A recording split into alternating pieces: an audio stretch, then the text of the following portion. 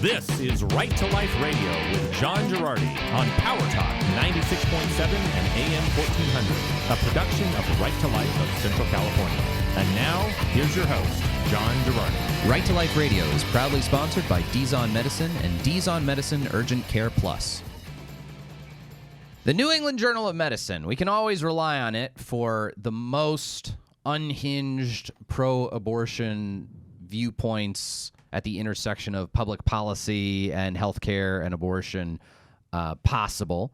It's the most left-wing rag in the country, and Jonathan and I are going to dig into it. That's right, he's back, baby. Jonathan Keller from California Family Council. How you doing, Howdy. Jonathan? Hey, I'm pretty good. I was sorry to miss it last week. I was trying to even remember where I was. I was somewhere. I was out of town for family. That's right. Yeah, you're zipping all over the place. That's all right.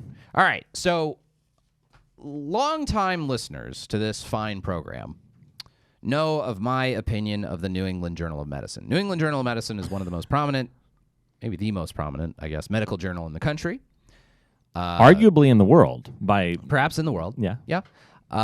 My parents are both doctors, so we had copies of the New England Journal of Medicine sitting around the house pretty much my whole life. My mom still gets the New England Journal of Medicine just to keep abreast of developments in dermatology, which is her field, and for, my dad to keep, stay up to date on stuff with orthopedics. And for you to find good things to mock on the show. And the other main reason, seemingly, that my mom still keeps getting the New England Journal of Medicine and going through it is so that she can circle any of their pieces that have to do with the abortion issue as fodder for this show and also for the John Girardi Show. So, by the way, John Girardi Show, Monday through Friday, 6 to 7 p.m. Hey. Really, I'm just glad to be doing any radio that does not involve Donald Trump. So, I'm given that we've had all the Mar-a-Lago, the FBI search thing, so I've been going pretty hard on that on John Girardi's show the last couple of days. Not an anti-Trump statement, just a matter of fact that it's a little bit of Trump overload. It's been a lot about criminal procedure and when it's legitimate to search people's houses and not. So, anyway. So let's get into this. This is an editorial from the New England Journal of Medicine. Now, I'm quite used to... Jonathan, are you really shopping for a refurbished iPad? No, I'm just checking. Just pull it up here. You just didn't have quite enough Apple devices in your life? All right. No, anyway. this is actually for a friend. Oh, it's for a friend. Yeah, yeah. That's right, His name is Blonathan Keller? That's okay. right. So... Longtime listeners to the show know the New England Journal of Medicine is super left-wing. Very often we make fun of or talk about usually it's notable op-ed pieces that they publish. And there's a very consistent editorial bias at the New England Journal of Medicine when it comes to anything that intersects between, healthcare and public policy, that they're very much of the left. And as this applies to social conservative issues, whether it's LGBT stuff or especially abortion, they are consistently of the left with regards to those things. But usually we're talking about op-ed pieces. It's them giving a voice, a platform to an individual's opinion. This is a genuine editorial. This is the editorial position of the New England Journal of Medicine. So I'm going to start reading it, and Jonathan and I will jump in with our red letter commentary throughout. All right. The recently announced U.S. Supreme Court decision in Dobbs v. Jackson Women's Health Organization represents a stunning reversal of precedent that inserts government into the personal lives and health care of Americans. Stunning reversal. That inserts government into the personal lives and health care of Americans. It's amazing how people who are, for the most part, really fine with lots and lots and lots of governmental regulation of the healthcare industry, all of a sudden, when the topic comes to abortion, they become like Ron Paul-esque libertarians. Like the idea, it's going to insert government into the practice of health. How much of the practice of health in this country, in this state, is regulated by the government? I mean, how much of it? The whole FDA, which regulates drugs and medical devices of all kinds. The Department of Health and we have a whole Department of Health and Human Services, literally the largest department of the federal government, As far as budget and manpower, maybe also manpower, certainly as regards budget, the state of California has more healthcare regulation than you can possibly fathom. Well, John, I mean, look at this way. From times when we've looked at other types of issues. Like if you are if you're a young person who is struggling with unwanted feelings of gender dysphoria or unwanted feelings of same-sex attraction, surely the New England Journal of Medicine would not oppose you being able to go and get healthcare recommendations from your friendly neighborhood doctor that's helping you live consistent with your faith. Oh, wait. No. They totally fine with bans on so-called conversion therapy. Anyway, there's all kinds of bans that the state of California has imposed for things like that. So it's very selective when they have this sort of libertarian streak about when the government should and should not intervene. So anyway, all right. Okay. People are hypocritical. All right. News at 11. Just a smidge. Right. Okay. So anyway, we're one sentence into this op-ed, into this editorial. So maybe let's go to a quicker clip. Yet it was not unexpected. In the long, painful prelude to the decision, it wasn't painful for me, many states have severely limited access to reproductive health care. Again, we position abortion as reproductive health care. We ignore the central contention between the pro-life and pro-abortion sides, which is the central contention is abortion health care at all? Pregnancy is not a disease. Abortion is not treating a disease. It is something chosen for social reasons, maybe very serious social reasons, maybe, in your opinion, legitimate social reasons, but for the most part, in the overwhelming majority of cases, it is not actually chosen for a healthcare reason. Right. So, anyway, it's maybe something more analogous to cosmetic surgery or something. You choose cosmetic surgery not because there's anything physically, medically wrong with your face. You just want to look more attractive. You're choosing it for a social reason, not necessarily for a healthcare reason. That's why it's not covered by insurance.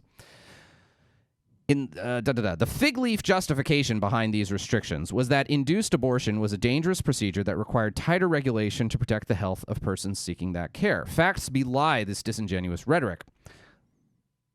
I think actually the reason behind it was that it kills a living human being. So that's sort of more the reason why. To clarify, John, I just want to point out, no, that was the fig leaf reason for all the laws we tried to pass before Roe that you guys still opposed. That you still opposed and you still wouldn't. Oh, no, we can't possibly say that hallways for abortion clinics should be wide enough for a gurney to get through. We can't possibly say that informed consent happens. That a abortion provider should have admitting privileges at a hospital within 30 miles of himself. The latest available U.S. data from the Centers for Disease Control and Prevention and the National Center for Health Statistics are that maternal mortality due to legal-induced abortion is 0.41 per 100,000 procedures, as compared with the overall maternal mortality rate of 23.8 per 100,000 live births. I will note that the fetal mortality rate in abortions is 100,000 per 100,000 abortion procedures. Experience around the world has demonstrated that restricting access to legal abortion care does not substantially reduce the number of procedures, but it dramatically reduces the number of safe procedures, resulting in increased morbidity and mortality. This is bunk. This has been debunked a gazillion times. All of the statistics that were trotted out in the 70s and 80s to say that, hundreds of thousands of abortions are happening in the pre-Roe era, when abortion was largely illegal.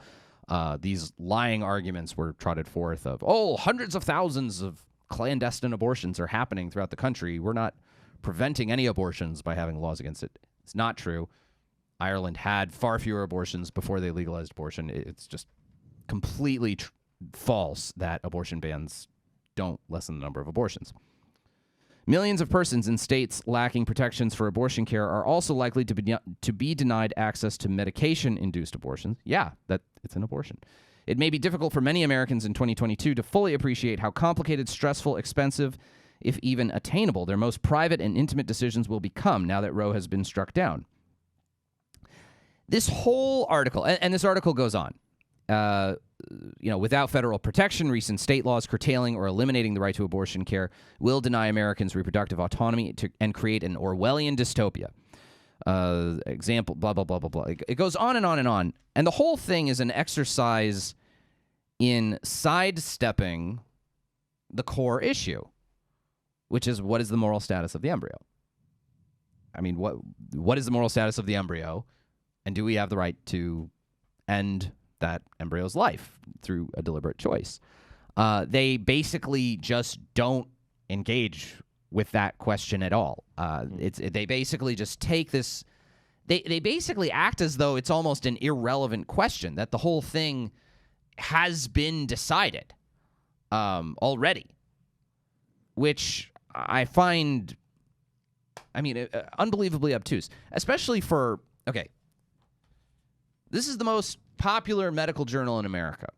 It goes to thousands and thousands of doctors' offices, doctors' private homes I think it actually comes out every week or every 2 weeks or something like that. They sort of act as though pro-life doctors don't exist. That every single person, that the consensus of the medical community is that abortion is completely fine. And that's why I think it's so significant that they make it an editorial to sort of be like, not that the New England Journal of Medicine represents every single doctor or something. It's not like it's the journal of like some union or some even association or something. See, the elite journal of medical opinion. Yeah. And so it just kind of astounds me that over the last several months of sort of commentary about Dobbs, like knowing Dobbs was coming, after Dobbs showed up, there's not even like room in the New England Journal of Medicine for a diversity of opinion.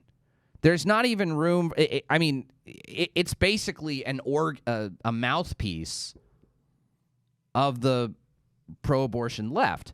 So I just find it kind of astounding to not just to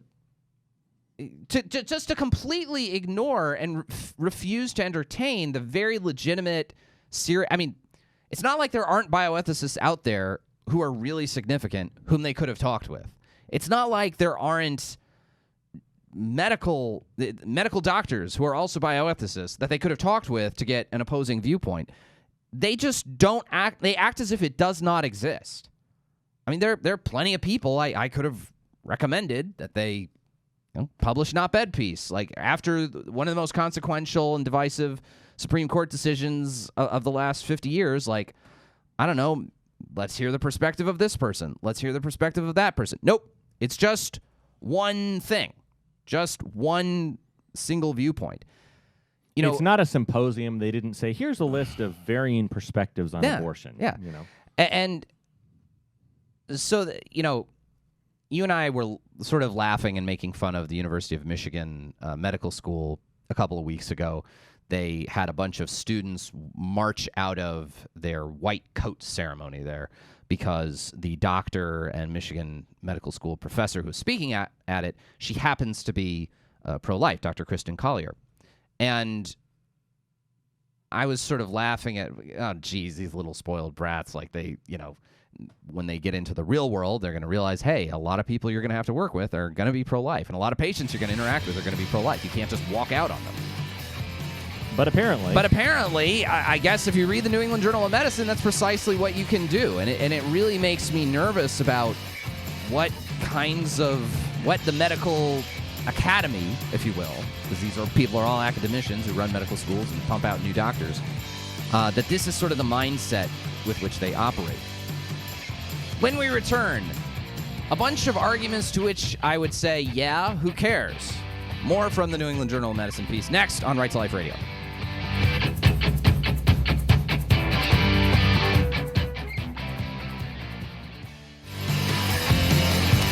Right to Life Radio. This is Daft Punk.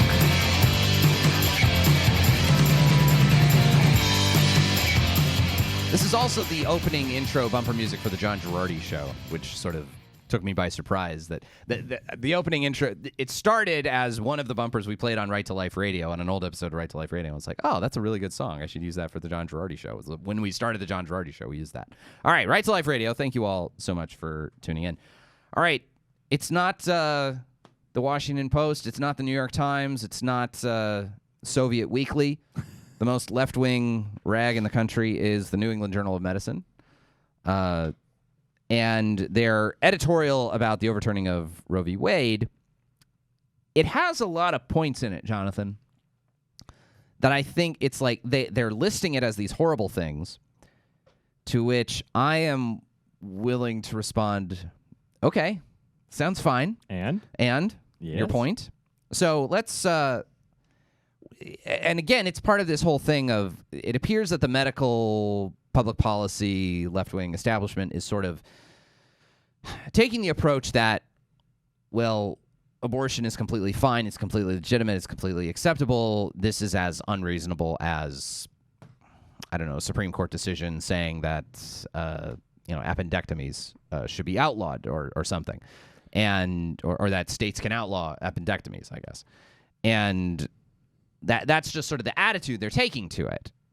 By completely, and they just basically completely sidestep the actual ethical debate that's at the heart of the pro-life versus pro-abortion debate. Well, John, I just want to say quickly, that's actually a really fascinating analogy, because sometimes I know it helps to strive to put yourself into the shoes of the other party and figure out, okay, why in the world do they think this way? Yeah. And neither you nor I are doctors, although, as you mentioned, you have 2 doctors in your family. I'm a doctor of law.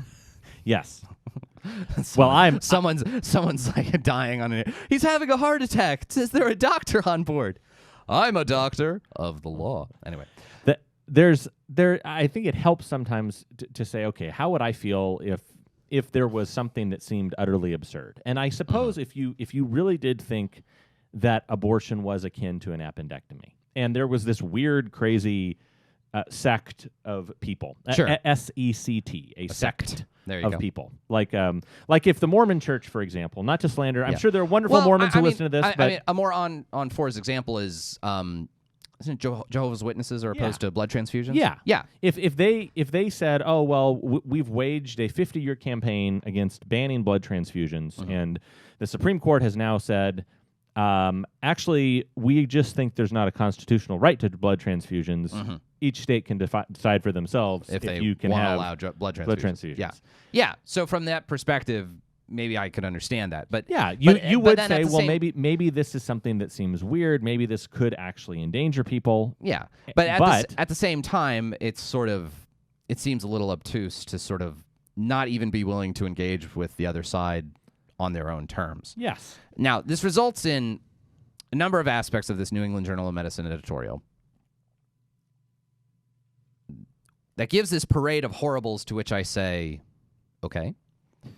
So here's some of them. New laws in a post-Roe America declaring that life begins at conception may have additional ramifications. In vitro fertilization did not exist before Roe. Since its development in 1978, use of IVF has grown, and 2% of all U.S. births now result from assisted reproductive technology, most commonly IVF. IVF procedures usually result in numerous oocytes ovulated per cycle, and fertilization frequently creates numerous embryos. Because modern IVF practice favors single embryo transfers whenever possible to reduce risks of multiple gestation and attendant complications, unused embryos are generally frozen for potential future transfer. Nationwide, there are tens of thousands of human embryos cryopreserved in IVF laboratories, while adoption programs exist to allow persons to donate their unused embryos to others who would like to implant them. Many people are uncomfortable with this option, and unused embryos are often destroyed. If those embryos are declared human lives by the stroke of a governor's pen, their destruction may be outlawed. What will be the fate of abandoned embryos, of the people who abandon them, and more broadly of IVF centers in these jurisdictions? So they present this problem as if legal abortion is a tidy solution for it. Now,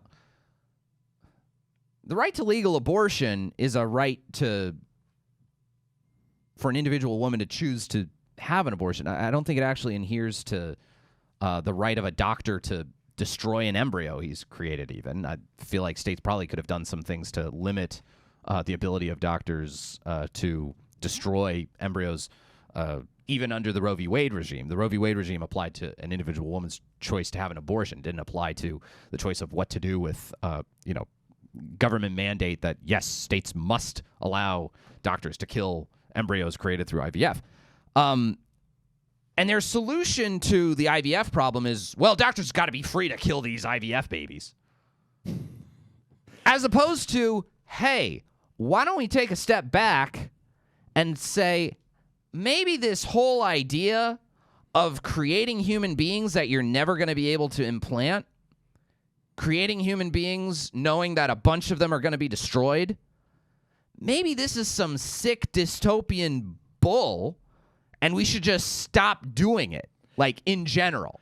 Well, Like the idea that they think that that IVF comes off looking like the good guy as a result, like IVF practitioners or doctors come off looking like the good guy in this part of the editorial. Like, oh, those poor IVF doctors, what are they going to do with these embryos that they have monstrously created and are like a scene in the Matrix holding in a freezer?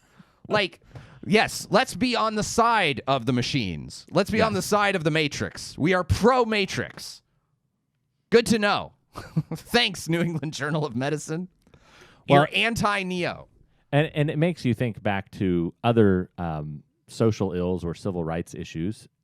You could, using this line of reasoning, you could see the New England Journal of Medicine saying something like, well, we can't abolish slavery. We can't free the slaves. I mean, think like what's going to happen with this slave owner who's been, selling off husbands and wives like freely for the last 50. Yeah, he's going to have to change. He's going to have to stop doing stuff because what he has been doing up to that point is monstrous. Yes. Yeah. Yes. Sorry that creation of human beings, instrumentalizing human beings, buying and selling human beings is a bad idea. And I mean that in the context of IVF, not in the context of slavery. Although, also in the context of slavery, that's also very bad. All right, when we return, we're going to talk about a kind of bizarre sort of abortion case out of the state of Nebraska and the way in which the media is framing so many abortion stories.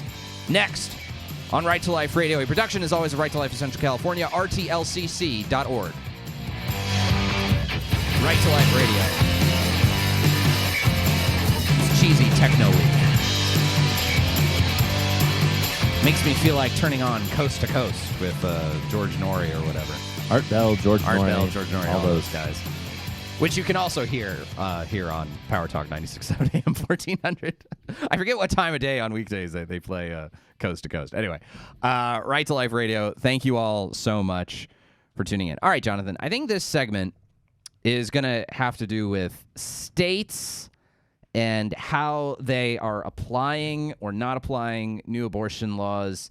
Might touch on that Nebraska case, but actually I thought of something else I want to dig into. So let's talk about two different states. Okay, we've got North Carolina and we've got Florida. Yes. All right. North Carolina had on the books prior to Roe v. Wade a state law banning abortion. When Roe v. Wade was overturned, that state law comes back into effect. The Democrat governor of North Carolina declared that he was carte blanche just not going to enforce that anti-abortion statute. In spite of the fact that it's on the books, he just said, nope, we're not enforcing it. Not here in North Carolina. Not going to enforce it. So in spite of the fact that on the books abortion is illegal in North Carolina, basically the governor has just declared, I'm not going to enforce it. And we've seen similar declarations by blue state governors, by Democrat governors or left-leaning pro-abortion local district attorneys. For example, Wisconsin had a similar situation where their law on the books before Roe v. Wade comes back into effect, it effectively outlaws abortion. The district attorney in Milwaukee and a number of other places just sort of said, nope, not enforcing it. Yep. All right. And this is a major problem. This is a big deal more broadly in American criminal law, and there's a lot of debate going on about this, about the idea of prosecutorial discretion. Right? Yes. So the idea being prosecutors don't have to prosecute every crime all the time.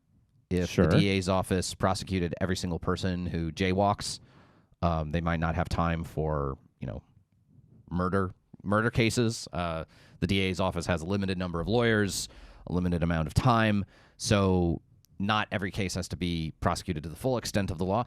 Not every case calls for prosecuting someone. You don't always get pulled over every time you're speeding. You don't always get pulled over every time you're speeding. The cop might have some bigger fish to fry than you, messing with your phone while you're driving or something like that.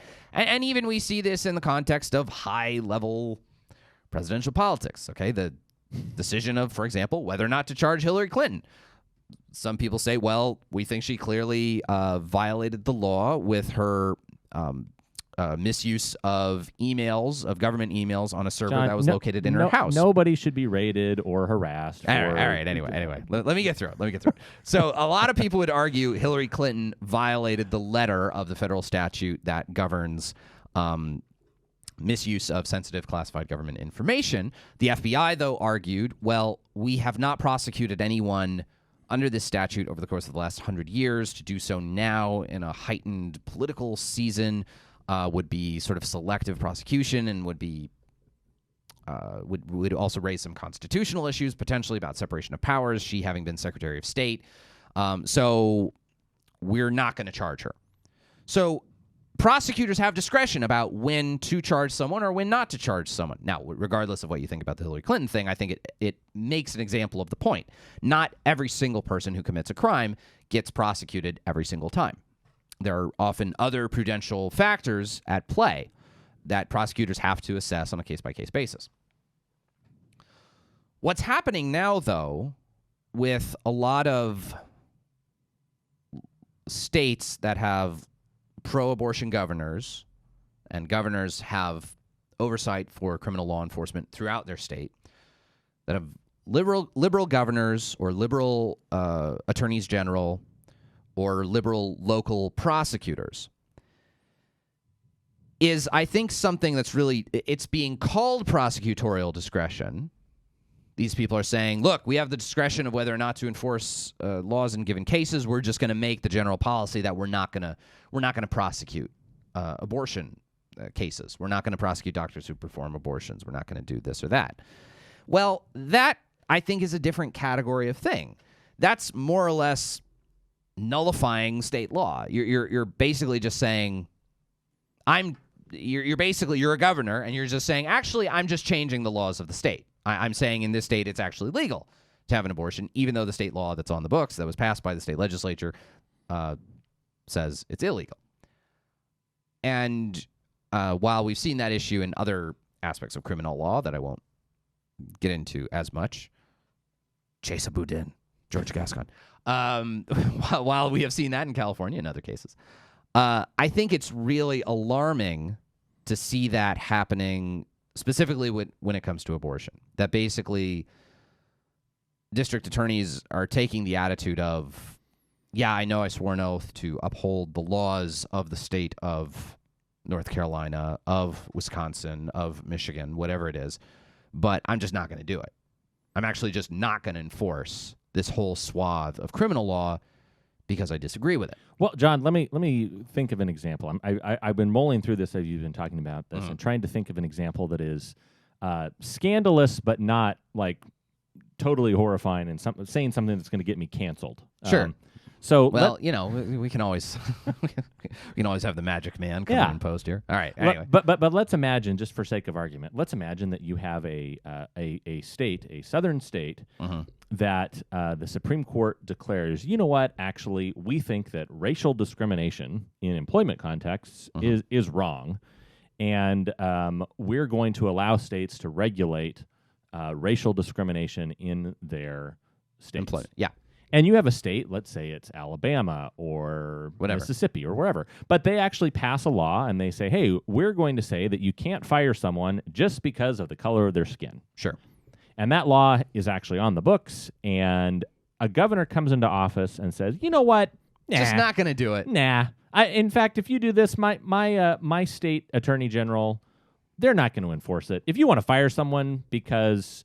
you know what? Because they're black. Just go for it. We don't want to have black people working here. You can go ahead and you can fire that person. Yeah. I suspect that the left might have a slightly different opinion of the governor who was carte blanche deciding to not enforce that law. Right, exactly. Which I think as you and I would as well. And I guess the problem is that there doesn't seem to be a great remedy for it in most cases. I mean, I guess all you could do would be call for the governor to be impeached. But that I think is the problem, is that while that's not what prosecutorial discretion is supposed to be, it's kind of hard to challenge it. Now, at the federal level, in other cases, in other contexts, there is the possibility. Okay, so Barack Obama, for example, justified the DACA program, which was a program for allowing people who had been brought to the country illegally when they were children. Congress had been debating whether to pass a law to allow grant such persons legal status. Congress could never agree on a law. So Barack Obama said, well, I'm going to do it via executive order. I'm just going to say that I'm not going to apply any American immigration laws to those people in that category who came to the country illegally as children. Now, a lot of people question the legitimacy of that. What you're doing is not. You're creating a whole new legal immigration program. You're not selectively refusing to enforce the law against X, Y, and Z kind of people. You're actually creating a whole new legal government status.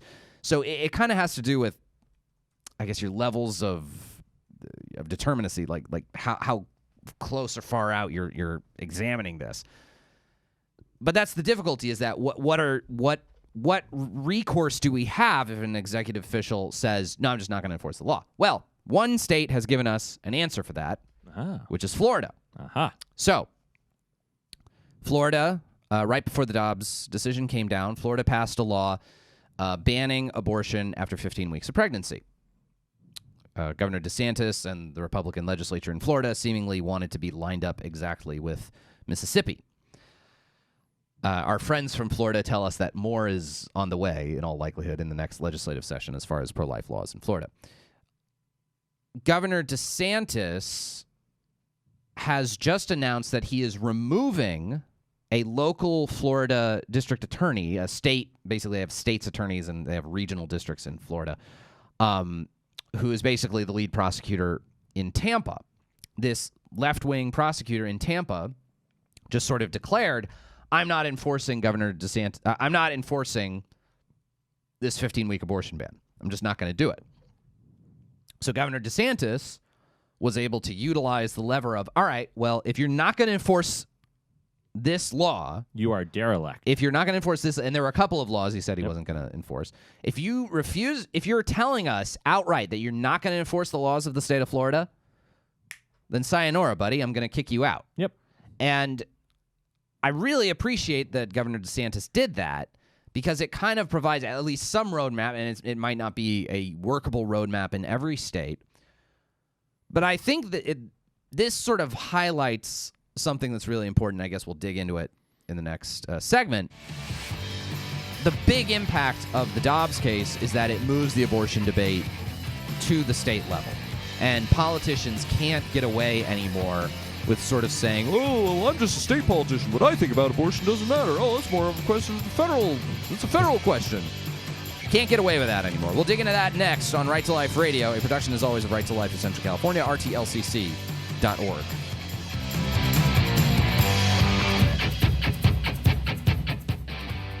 Radio. Reminds me of the dance scene in Napoleon Dynamite. I have not seen that movie in a long time, and I feel like it probably holds up, but I need to go watch it again. I mean, there's a kind of timelessness to it. There's not a lot of tech issues involved in Napoleon Dynamite. This is just sort of what rural Idaho public high school is like, and it's pretty hilarious. I need to watch it again. Holly hates Napoleon Dynamite because I think one time we watched it and she just didn't get it. I don't know. It was a bad vibe. Does she feel the same way about all these other great modern cult classics like Hot Rod? And she hates Hot Rod and she hates Napoleon Dynamite. But most other movies that I like, she likes. Well, not The Godfather. All right, maybe not. What about? I don't know. But she likes Nacho Libre. No, I don't think she's. I don't think she's down with Nacho Libre as much. Man. I don't know. Every couple has their problems, Jonathan. I mean, we suppose talk that's talk true. it through with the marriage therapist, but this is we're not talking to a marriage therapist. Holly and I are very happily married. It's okay that we like different movies. Anyway, Right to Life Radio. That's right. Thank you all so much, as we're expecting our 5th child. Real problems on that front. Yes, yeah. Anyway, all right, Jonathan, you've heard it said many a time by a dumb local politician. Oh, yes. What I think about abortion doesn't matter. I'm just running for Office that could very well have something to do with abortion at some point. Yep. So, what does it matter my view about abortion? It's a federal issue. It's decided by the Supreme Court. Not anymore. For the last 30 years, we've had moron politicians say this.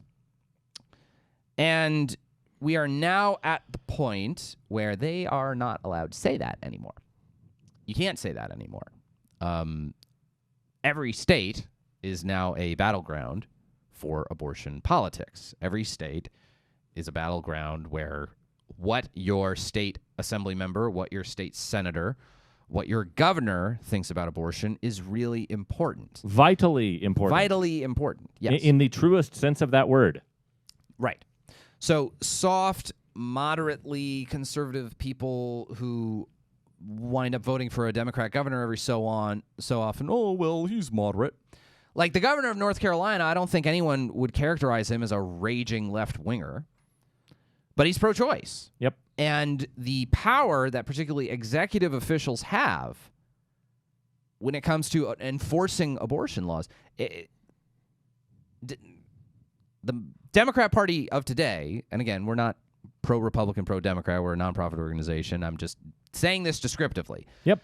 Democrat executive officials, by and large throughout this country, have made it quite clear that they're just not going to enforce state abortion restrictions. They're just not going to. And unless they are removed from office, whether by like a Governor DeSantis removing a local prosecutor from office or just by being voted out, that's what it's going to be. So I think I say this about politicians, and some people say I'm too cynical about it, but I don't know if I'm cynical enough. Yep. I'd say probably about 10% of Republican politicians really genuinely care about the abortion issue, make it a priority, and want to do something about it. I think probably 80% of Republican politicians are like, yeah, sure, fine, I'm pro-life, and they'll maybe vote the right way, but it's not a core issue for them. It's not why they got into politics. It's not really something that really, moves the meter for them. And I think there are about 10% of Republicans who are either, some are openly pro-choice and some actively lie and say they are pro-life when in fact they are pro-choice. I think there is a non-negligible number of people who do that. I sort of suspect that both George W. and George H.W. Bush were that way. Well, I suspect that. I don't know. Maybe I'm blaspheming them, but that's my suspicion. Well, yeah, but John, I will say on that note, they I think, especially if they have come from traditionally, historically Democrat strongholds that are now late Republican, like Texas, for example. Mm-hmm. Texas used to be all Democrats until about the last 20, 25 years. Right. And you can talk to some of our friends there, and they will tell you, actually, ironically, everybody re-registered as a Republican, but it's not necessarily because they had an actual change of heart. They just had a change of party. Right, exactly. And I think there are a lot of people who, they live in a Republican-leaning area. They're a local prominent figure. Someone says they are agitated about some political issue. Oh, maybe I should run for office. Anyway, we need, as pro-life voters, to have a better sense when we vote for people that this is actually something they care about, because especially now our statewide elected officials, what they think about abortion actually has a real impact.